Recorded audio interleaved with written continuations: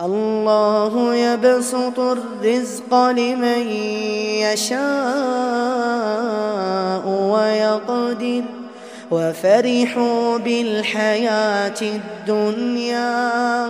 وما الحياة الدنيا في الآخرة إلا متاع ويقول الذين كفروا لولا أنزل عليه آية من ربه قل إن الله يضل من يشاء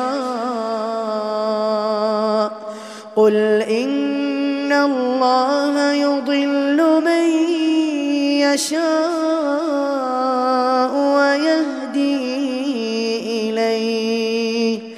ويهدي إليه من أناب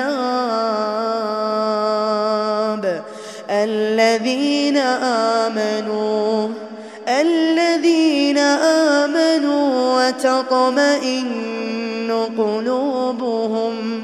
وتطمئن قلوبهم بذكر الله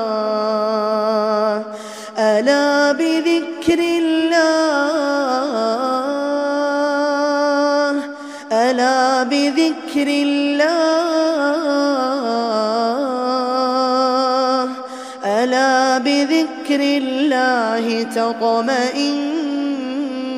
القلوب